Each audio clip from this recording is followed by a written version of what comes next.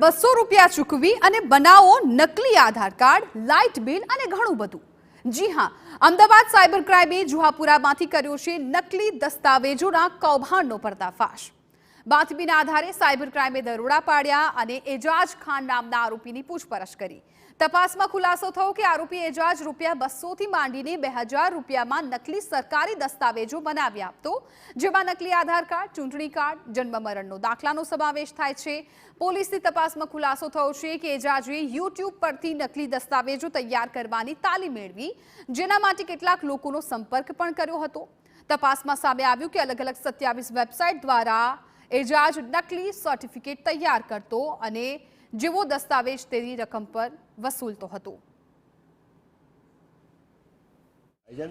જ્યારે આનું ઇન્ટ્રોગેશન કરો 29 જેટલા નકલી દસ્તાવેજો જપ્ત કર્યા। પ્રાથમિક તપાસમાં સામે આવ્યું કે 110 જેટલા નકલી દસ્તાવેજો બનાવી આપ્યા, જેના આધારે લોકોએ સરકારી સહાય કે લાભ પણ મેળવી લીધા।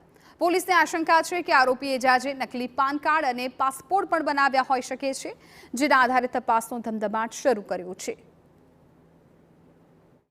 કુલ 29 ડોક્યુમેન્ટ્સ જે ફેક બનાવેલા છે એ પ્રથમ ઇન્વેસ્ટિગેશનમાં મળી આવ્યા છે, જેમાં આધાર કાર્ડ છે, જન્મ મરણના દાખલા છે અને ઇલેક્ટ્રિસિટી બિલ છે। હજુ ઇન્ટ્રોગેશનમાં એવું જાણવા મળ્યું છે કે 100થી વધારે આ પ્રકારના ફેક ડોક્યુમેન્ટ્સ એને બીજા પણ બનાવેલા છે અને એના ઉપયોગથી લોન તેમજ બીજી જે સરકારી જે પ્રક્રિયાઓ છે એમાં ઉપયોગ કરવામાં આવ્યો છે।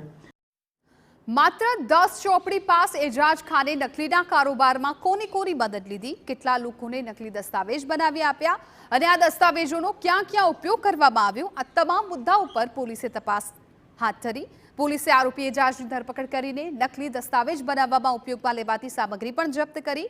ત્યારે જોવાનું રહ્યું કે તપાસમાં વધુ કયા નવા ખુલાસા થાય છે।